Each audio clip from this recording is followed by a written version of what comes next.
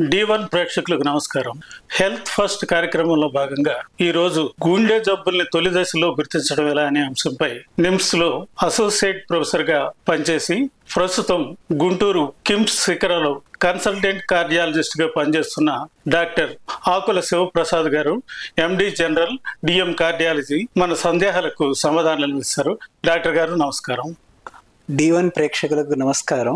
Doctor గారు, గుండె జబ్బులు మొదలయ్యే ముందు రోగికి ఎలాంటి లక్షణాలు కనిపిస్తాయి వివరిస్తారా? ఉన్న గుండె జబ్బుల రకాలను బట్టి మనం కామన్ గా చూసే గుండె జబ్బులు హార్ట్ అటాక్ అంటాము. హార్ట్ అటాకే కాకుండా ఇంకా మరికొన్ని గుండె జబ్బులు కూడా ఉన్నాయి. అయితే ఈ ముందు మనం హార్ట్ అటాక్ లో ఉండే లక్షణాల గురించి ముందు తెలుసుకొని ఆ తర్వాత మిగతా జబ్బుల గురించి కూడా ఆలోచిద్దాం. యూజువల్ గా హార్ట్ అటాక్ లాంటి జబ్బు మొదలైనప్పుడు పేషెంట్స్ కి ఛాతీలో నొప్పి రావడం, లేదా నొప్పి ఛాతీ నుంచి భుజానికి రావడం, ఇవే కాకుండా కొంతమందికి ఎక్కువ చెమటలు బట్టి ఒళ్ళంతా చల్లబడిపోయినట్టు అవడము, తర్వాత విరోచనాల్లాగా అవడము, తర్వాత కొంతమందికి కళ్ళు తిరిగి పడిపోయినట్టుగా ఉండడము, తర్వాత మోషన్ వచ్చే ఫీలింగ్ లాగా అనిపించడం జరుగుతుంది. కొంతమందికి ఆ అటాక్ ఆల్రెడీ ఉన్న దాని వల్ల హార్ట్ కొంత వీక్ అయిన దాని లక్షణాలు అంటే హార్ట్ ఫెయిల్యూర్ లక్షణాలు కొన్ని కనిపిస్తాయి. హార్ట్ ఫెయిల్యూర్ లక్షణాలు అంటే గుండె యొక్క పనితనం తగ్గిపోవడం వల్ల పేషెంట్కి చిన్న చిన్న పనులు కూడా చేయలేకపోవడం, పని చేసినప్పుడు గుండె దడలాగా రావడం, బాగా ఆయాసంలాగా అనిపించడం, ఇవి ఒక రకమైన లక్షణాలు. అయితే కొన్ని లక్షణాలు కుడివైపు హార్ట్ వీక్ అయిన దానివల్ల కాళ్ళకి నీరు రావడం, ఆకలి మందగించడం, ఈ లక్షణాలు కూడా ఉంటాయి.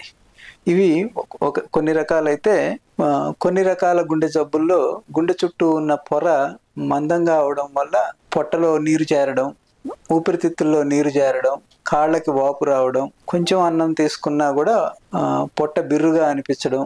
మూడోది, కొన్ని రకాల గుండె జబ్బుల్లో గుండె యొక్క వేగం పెరిగి, అంటే ఒక్కోసారి గుండె స్పీడ్గా కొట్టుకున్న దానివల్ల గుండె దడలాగా అనిపించడం, మరీ స్లోగా కొట్టుకున్న దానివల్ల కళ్ళు తిరిగి పడిపోవడం, ఈ లక్షణాలు కూడా కనిపించవచ్చు.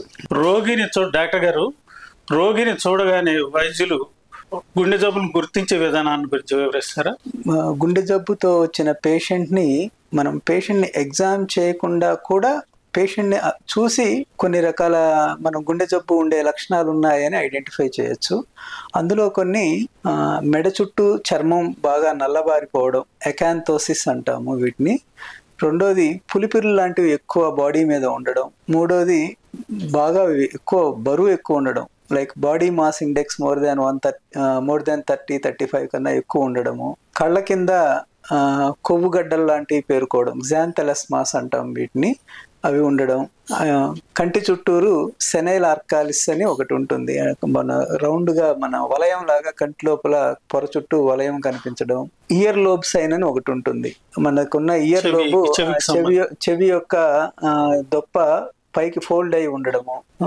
తర్వాత కాళ్ళ మీద అల్సర్లు, కాళ్ళు నలుపు రంగులోకి మారడం, ఈ లక్షణాలు ఉన్నప్పుడు వీళ్ళకి గుండె జబ్బు ఉండే ఛాన్స్ ఉందని మనం ముందే ప్రిడిక్ట్ చేయొచ్చు.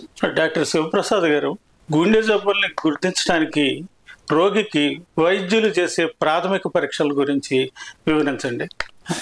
ఎవరైనా గుండె జబ్బు లక్షణాలతోటి హాస్పిటల్కి వచ్చినప్పుడు మొదటగా కామన్గా చేసే పరీక్షలు ఏంటంటే ఈసీజీ, ఎలక్ట్రోకార్డియోగ్రామ్ అంటాము.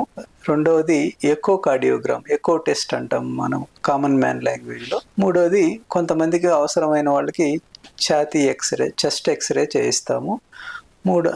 ఇవి కాకుండా కొన్ని రకాల బ్లడ్ టెస్ట్లు, ట్రోపోనిన్ ఐ అనే ఒక బ్లడ్ టెస్టు, NT-proBNP అనే ఒక బ్లడ్ టెస్టు, పేషెంట్కి ఏమన్నా అసోసియేటెడ్గా కిడ్నీ రిలేటెడ్ ఇబ్బందులు ఏమన్నా ఉన్నాయా అని రీనల్ ఫంక్షన్ టెస్టు, ఇంకోటి బాడీలో కొవ్వు పర్సెంటేజ్ ఎంత ఉందని లిపిడ్ ప్రొఫైల్ అనే టెస్టు, ఏమన్నా షుగర్స్ ఏమన్నా ఎక్కువ ఉన్నాయా అని ఫాస్టింగ్ బ్లడ్ షుగర్ టెస్టు చేయిస్తాం. ఇవి కామన్గా చేయించే పరీక్షలు. ఇవి కాకుండా కొన్ని స్పెసిఫిక్ డిసీజ్ సబ్సెట్స్ ఉన్న వాళ్ళకి ESR, CRP, ASO టైటరు, CBP ఇవి కూడా చేయిస్తాం.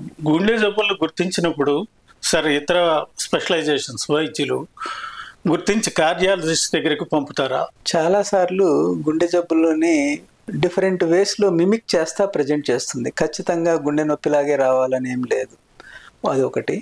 రెండవది గుండె జబ్బుకి మిగతా రకాల విభాగాల జబ్బులతో అసోసియేషన్ ఉంటుంది. సో అలా ఉన్నప్పుడు ఆ డాక్టర్ గారు వాళ్ళ పలానా కంప్లైంట్ తోటి వేరే పర్టికులర్ డాక్టర్ గారి దగ్గరికి వెళ్ళినప్పుడు వాళ్ళకి అసోసియేటెడ్గా గుండె జబ్బులు ఉండే ఛాన్స్ ఉందని వాళ్ళు రిఫర్ చేసే కొన్ని విభాగాలు ఉన్నాయి. ఫర్ ఎగ్జాంపుల్, పేషెంట్ నాకు గుండెల్లో మంట ఉంది, ఎసిడిటీ అనుకొని చెప్పి గ్యాస్ట్రోఎంట్రాలజిస్ట్ దగ్గరికి వెళ్ళొచ్చు. ఆయన చూసి ఇది రొటీన్గా ఉన్నటువంటి గ్యాస్ట్రిక్ పెయిన్ లాగా లేదమ్మా, ఈసీజీలో కొన్ని మార్పులు ఉన్నాయి, మీరు కార్డియాలజిస్ట్ని వెళ్ళి కలవండి అని కామన్గా వచ్చే కంప్లైంట్. రెండోది, గుండె యొక్క పనితీరు సరిగా లేని దానివల్ల బ్రీతింగ్ డిఫికల్టీ వచ్చి లంగ్ స్పెషలిస్ట్ దగ్గరికి వెళ్ళొచ్చు. శ్వాసలో ఇబ్బందులు అనుకొని పల్మనాలజిస్ట్ దగ్గరికి వెళ్ళొచ్చు. పల్మనాలజిస్ట్ చూసి ఇది మా ప్రాబ్లం కన్నా కూడా ఇది హార్ట్ రిలేటెడ్ ఇబ్బంది లాగా ఉందని మనకి రిఫర్ చేయొచ్చు. ఇంకోటి కామన్గా మనం చూసేది ఆఫ్థమాలజిస్ట్. కంటి డాక్టర్ గారి దగ్గరికి వెళ్ళినప్పుడు ఒకవైపు సడన్ గా విజన్ లాస్ వస్తే central retinal artery occlusion CRAO, central retinal vein occlusion CRVV తోటి వెళ్ళినప్పుడు అసోసియేటెడ్ గా గుండె జబ్బులు ఉండే రిస్క్ ఎక్కువ ఉందని కార్డియాలజిస్ట్ దగ్గరికి రిఫరల్స్ వస్తుంటాయి. నాలుగవది న్యూరాలజిస్టులు. చాలాసార్లు పారాప్లీజియా అంటే రెండు కాళ్ళు చచ్చుబడ్డట్టు అయిపోయి న్యూరాలజీ ప్రాబ్లం అనుకొని న్యూరాలజిస్ట్ దగ్గరికి వెళ్ళినప్పుడు అది రెండు కాళ్ళకి సర్క్యులేషన్ తగ్గిపోయిన దానివల్ల కూడా అలా చచ్చుబడ్డట్టు అవ్వచ్చు అని ఐడెంటిఫై చేసి అయోర్టా అండ్ దాని బ్రాంచెస్ యొక్క అక్లూజన్స్ని రూల్ అవుట్ చేయడానికి కార్డియాలజిస్ట్కి రిఫరల్ రావచ్చు. ఇంకొకటి కామన్గా ఉండే ప్రాబ్లం సింకోప్, అంటే కళ్ళు తిరిగి పడిపోవడం. ఈ కళ్ళు తిరిగి పడిపోయేది majority of the times cardiac related issues వల్ల కూడా కళ్ళు తిరిగి పడిపోవచ్చు. సో దానికోసం కూడా సింకోప్ ఇవాల్యుయేషన్కి న్యూరాలజిస్ట్, కార్డియాలజిస్ట్ దగ్గరికి రిఫరల్ పంపొచ్చు. ఇవి కామన్గా వేరే మిగతా స్పెషాలిటీస్ నుంచి మాకు కామన్గా వచ్చే రిఫరల్స్. డాక్టర్ గారు, ఈ మధ్య చాలా మంది రోగులు కార్డియాలజిస్ట్ దగ్గరికి వెళ్లకుండా వాళ్ళే లిపిడ్ ప్రొఫైలు, ఈసీజీ తీసుకుని మాకేం పర్వాలేదు, అన్ని లెవెల్స్ బాగానే ఉన్నాయి అని చెప్పి భావిస్తున్నారు. అలాంటి అజాగ్రత్తల వల్ల వచ్చే నష్టాల గురించి వివరిస్తారా? మాకు ఉన్న ఇన్నేళ్ల ఎక్స్పీరియన్స్లో మేము కామన్గా అబ్జర్వ్ చేసింది ఏంటంటే, one of the most and very important risk factor ఏంటంటే కొలెస్ట్రాల్ ఫ్యామిలీస్లో ఎక్కువ ఉన్న దాని వల్ల ఫ్యామిలీలో గుండె జబ్బులు కామన్గా వచ్చే లక్షణాలు ఉన్నటువంటి రిస్క్ ఫ్యాక్టరు. దీనికోసం 40 years దాటిన తర్వాత ఎస్పెషల్లీ ఫ్యామిలీ హిస్టరీ ఆఫ్ గుండె జబ్బులకు సంబంధించిన ఫ్యామిలీ హిస్టరీ ఉన్నవాళ్ళు లిపిడ్ ప్రొఫైల్ టెస్ట్ అనేది ఫాస్టింగ్లో చేయించుకొని దాన్ని ఒకసారి చూపించుకొని దానికి తగ్గ జాగ్రత్తలు తీసుకోవడం చాలా అవసరం. అందులో మనం కామన్గా వాళ్ళు ఇచ్చే కట్ ఆఫ్ వాల్యూస్ డిఫరెంట్గా ఉంటాయి. ఈవెన్ ఈ గైడ్ లైన్స్ కూడా ఎవ్రీ ఇయర్ చేంజ్ అవుతూ ఉన్నాయి. ప్రజెంట్ గైడ్ లైన్స్ ప్రకారం వెరీ హై రిస్క్ ఉన్న వాళ్ళకి bad cholesterol less than 55 is the cut off limit. వెరాస్ severe coronary artery disease risk ఉన్న వాళ్ళకి bad cholesterol cut off value sugar ఉంటేనేమో 70, sugar లేకపోతేనేమో 80 cut off value. మిగతా ఏ risk factors లేని వాళ్ళకి 160 వరకు మనం ట్రీట్మెంట్ చేయాల్సిన అవసరం లేదు. సో వాళ్ళు ఇచ్చిన కట్ ఆఫ్స్ని చూసుకొని అంతా బాగుందని అనుకోవడం కరెక్ట్ కాదు. ఎస్పెషల్లీ ఫ్యామిలీ హిస్టరీ ఉన్నవాళ్ళు ఆ టెస్ట్ తోటి కార్డియాలజిస్ట్ని సంప్రదించి ఏ రిస్క్ కేటగిరీలో మనం ఉన్నామో చూసుకుని దానికి తగ్గట్టుగా మెడికేషన్ తీసుకోవడం ఇంపార్టెంట్. ట్రైగ్లిజరైడ్స్ ఏ మేరకు ఉండొచ్చు డాక్టర్ గారు? యూజువల్గా ఏ రిస్క్ ఫ్యాక్టర్స్ లేని వాళ్ళకి 300 to 400 ట్రైగ్లిజరైడ్స్ వరకు కూడా మనం వెయిట్ చేయవచ్చు. ఎస్పెషల్లీ ఆల్కహాల్ తీసుకునే వాళ్ళకి హై ట్రైగ్లిజరైడ్స్ ఉంటే ప్యాంక్రియాటైటిస్ అనే రిస్క్ ఉంటుంది. డాక్టర్ శివప్రసాద్ గారు, గుండె జబ్బులు రాకుండా తీసుకోవాల్సిన జాగ్రత్తల గురించి వివరిస్తారా?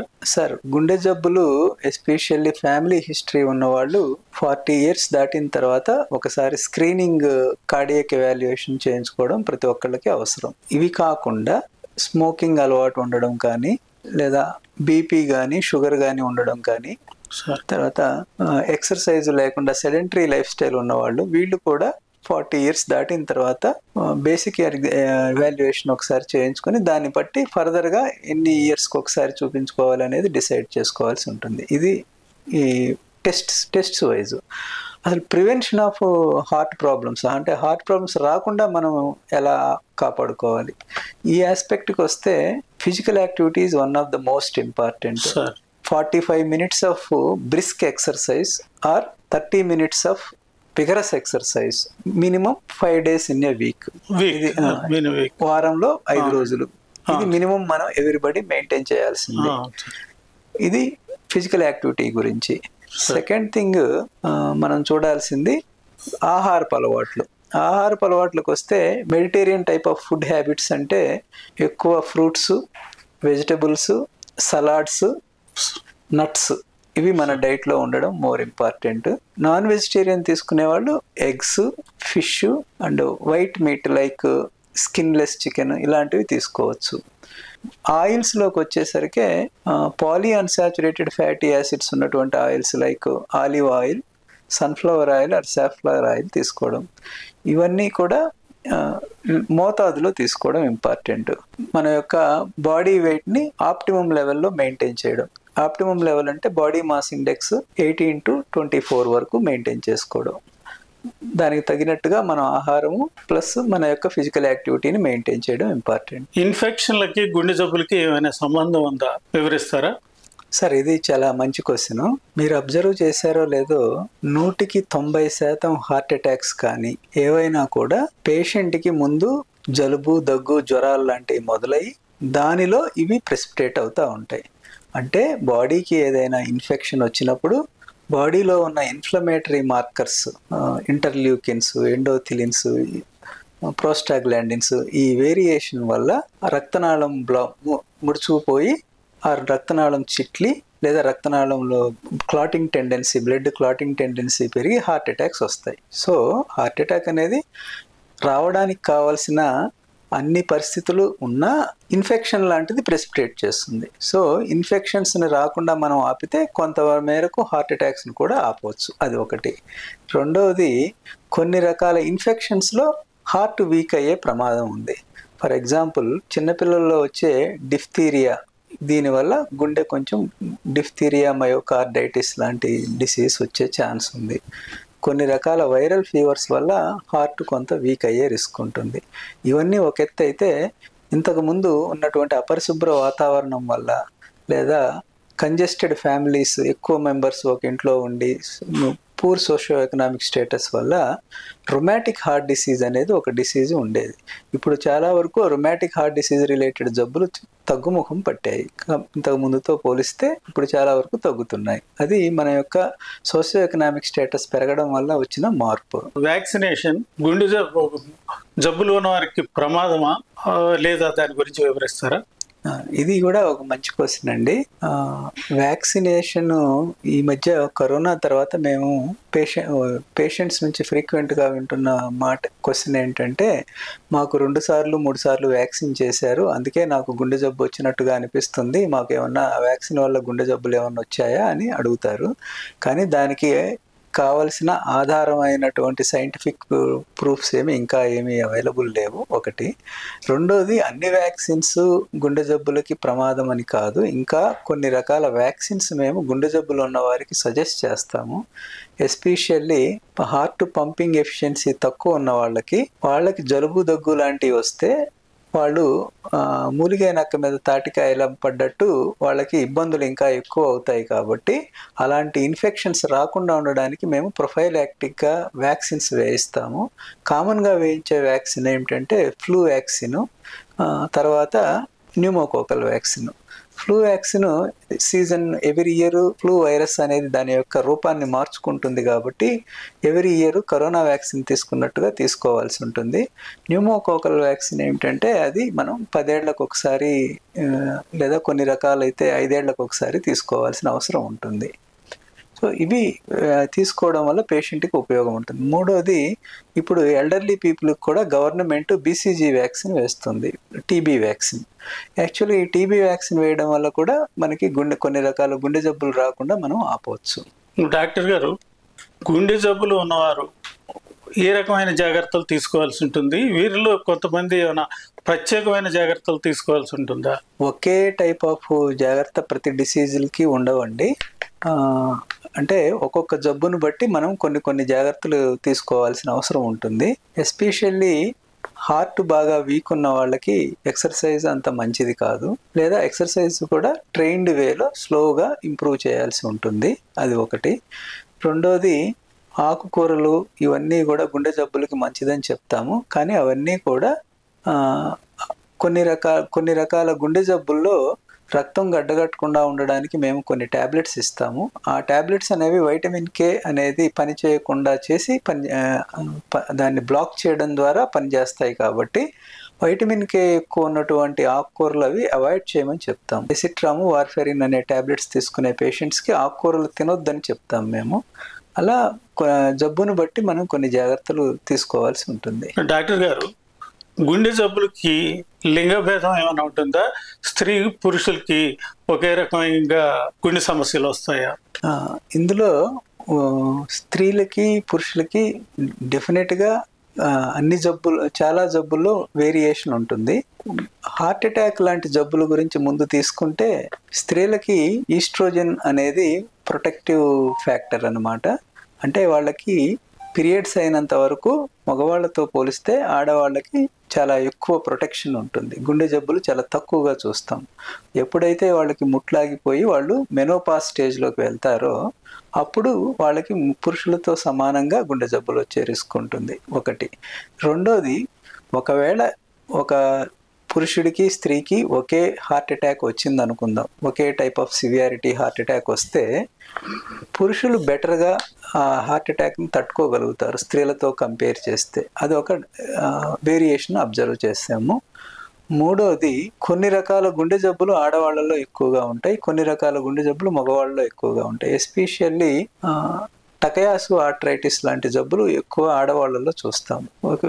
అలాగే ఏట్రియల్ సెప్టల్ డిఫెక్ట్ ఇలాంటి కంజెనిటల్ పుట్టుకతో వచ్చే వ్యాధులు కూడా కొంచెం రిలేటివ్లీ ఆడవాళ్ళలో ఎక్కువ. వేరే పీడిఏ అనే పుట్టుకతో వచ్చే వ్యాధులు ఇవి మగవాళ్ళలో ఎక్కువ చూస్తూ ఉంటాం. అలా కొంత వేరియేషన్ ఆడవాళ్ళకి మగవాళ్ళకి కొన్ని రకాల జబ్బుల్లో కొన్ని వేరియేషన్ అయితే ఉంటుంది. డాక్టర్ శివప్రసాద్ గారు, గుండె జబ్బుల్ని తొలి దశలో గుర్తించడం ఎలా, తర్వాత తీసుకోవాల్సిన జాగ్రత్తల గురించి మా ప్రేక్షకులు వివరించారు. ధన్యవాదాలు. నమస్కారం అండి. నమస్కారం సార్.